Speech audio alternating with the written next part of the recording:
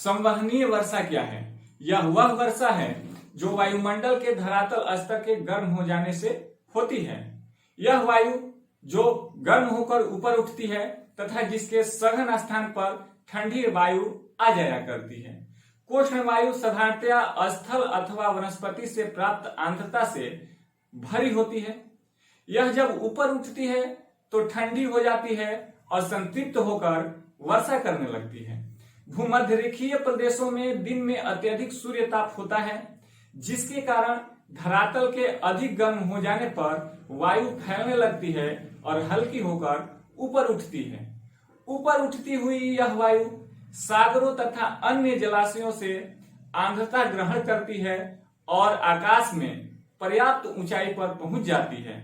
पर्याप्त ऊंचाई पर पहुंचने के बाद यह ठंडी हो जाती है और सघन प्रारंभ हो जाता है तथा कपासी मेघों की रचना भी होती है और तीव्र वर्षा होने लगती है। इसे संवहनीय वर्षा भी कहते हैं।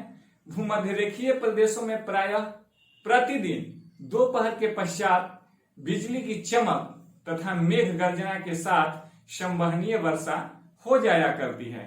कपासी वर्षा मेघ आकाश में सीमित क्षेत्र में होते हैं, जिसके कारण वे शीघ्र ही समाप्त भी हो जाते हैं और थोड़ी ही देर में वर्षा रुक जाती है और थोड़ी ही देर में शुरू हो जाती है। या यूं कहें कि वर्षा का रुक रुक कर होना, कुछ देर में ही आकाश में बादल छा जाएंगे और वर्षा शुरू हो जाएगी और कुछ देर में ही पूरी तरह आकाश साफ हो जाएंगे, जिसे हम संवहनीय वर्षा कहते हैं। फिर मिलते हैं एक नई जानकारी के साथ अगले वीडियो में।